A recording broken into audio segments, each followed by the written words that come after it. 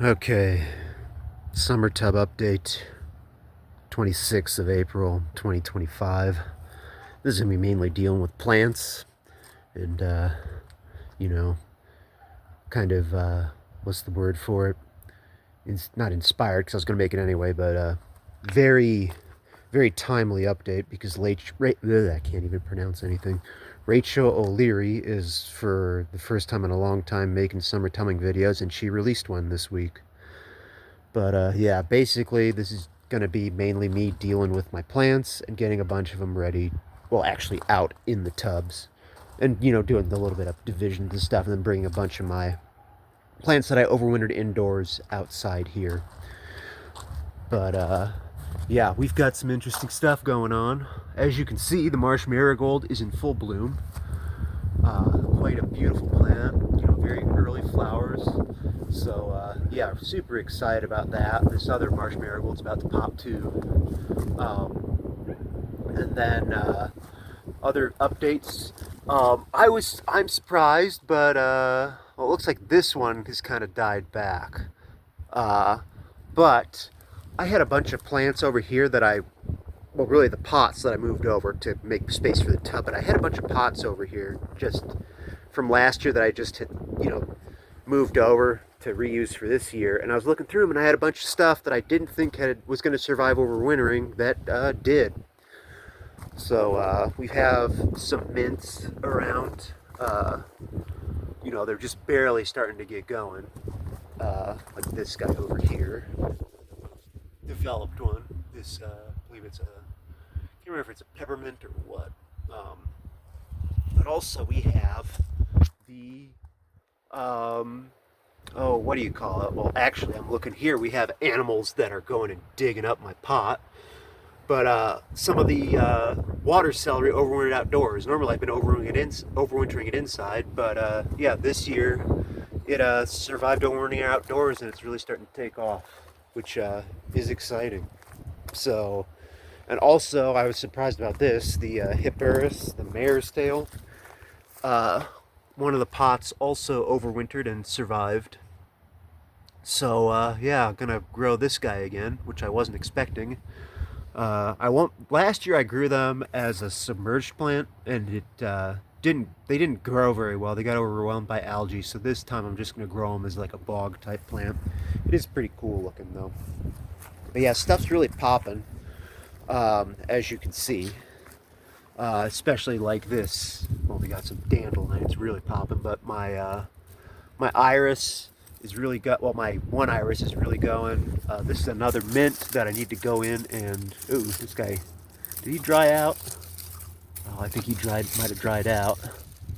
Or no, there's some new growth. Yeah, this is a peppermint that there's new growth in here. Yeah, like right there. So I just got to go in with my shears and take off all this crap. But you can see the, what is this called? Oh yeah, the sweet flag. This big pot of sweet flag is really growing out. And then over here, this other sweet flag that I've got, I'm actually going to unpot this and divide it, and then repot it. And actually for I will go and make some video of how I repot some of this stuff. So yeah, more in a bit. Okay, back for an update. Did a bunch of repotting and then forgot to record it, so sorry about that. But yeah, we got the honey cat right here after rolling in the dirt. Now enjoying some grass. She's a troublemaker in her at least 14th year.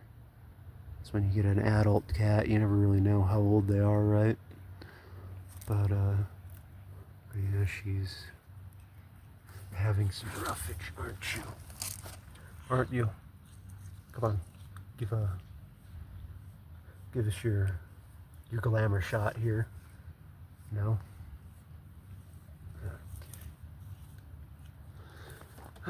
Well, this way. Turtle's out, basking. Still has the eye issue from hibernation in the left eye. The right eye's doing good, but the left eye, you probably can't see it from here, but the lid's a bit inflamed. Well, not a bit. The lid's inflamed. You can get it partially open, like maybe a third, but yeah. Hoping that sun and food and everything that'll heal.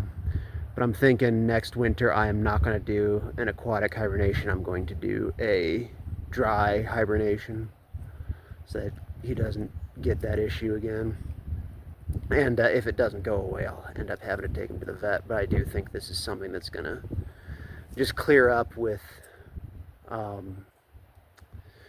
just some good old-fashioned sun and, yeah, just being outside. Especially once it warms up. It's been rather cool for the last couple weeks, but you know, once he can bask and be nice and warm, he'll heal right up. But yeah, he's a very beautiful turtle.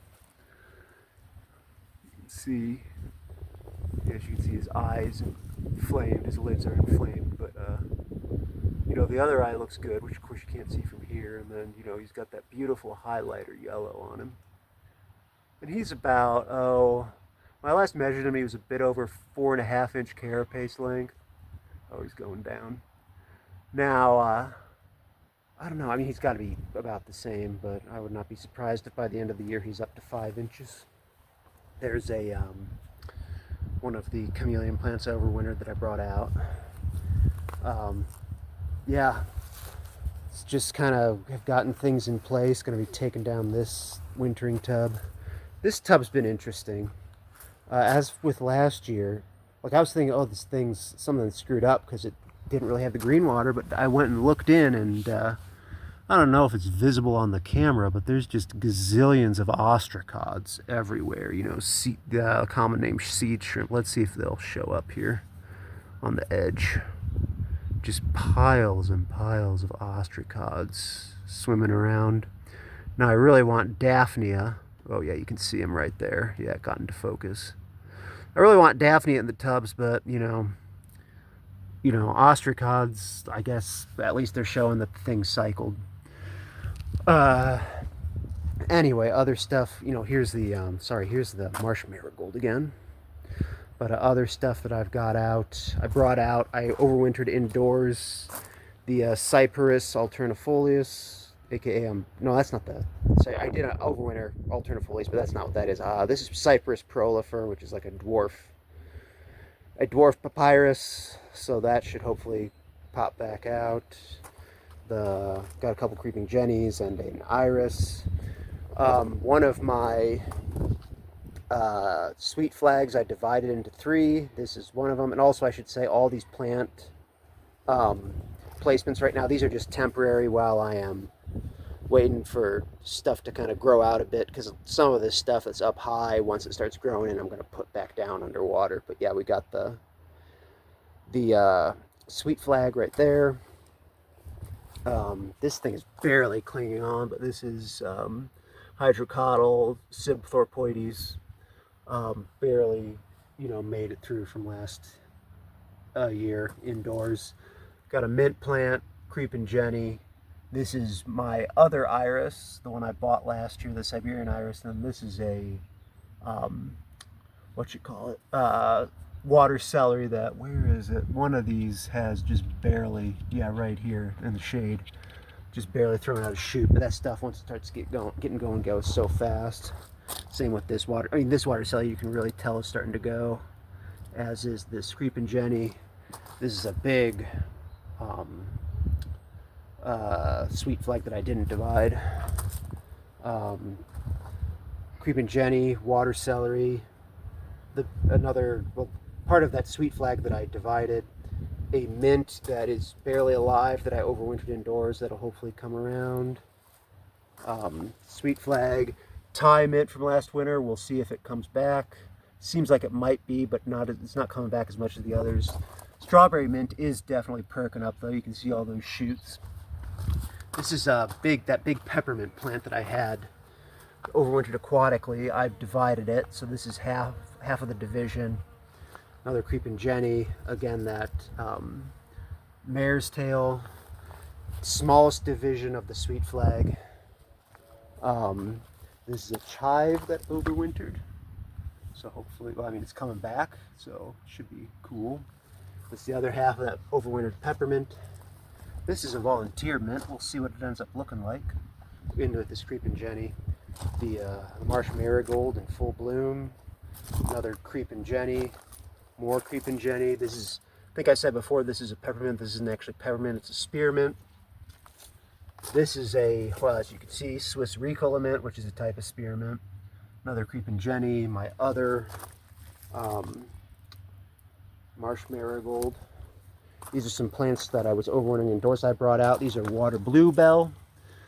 These are, actually I bought these. These are Lobelia cardinalis, which is cardinal flower, which people actually grow indoors. This is, I saved some seeds from my orange canna last year and sprouted them. This one ain't doing so good, but these two are seeds from the orange canna that I sprouted myself and are growing out. And this is, this tall guy is the Xantadeschia from last year. I tried to dry overwinter it and it didn't work very well. Most of the rhizome rotted, but I was able to go in and save. There's a little chunk of it that didn't, so I replanted that and it is popping up now. And then we got a couple more creeping Jenny in these back tubs. So yeah, that's pretty much where things are at right now. I'm gonna clean my mess up over here, and yeah, I'm actually may not have to buy very many plants this year because so much stuff overwintered. Anyway, peace out, and actually, if you're doing any tubbing, say what you're doing in the comments. Anyway, talk to you later.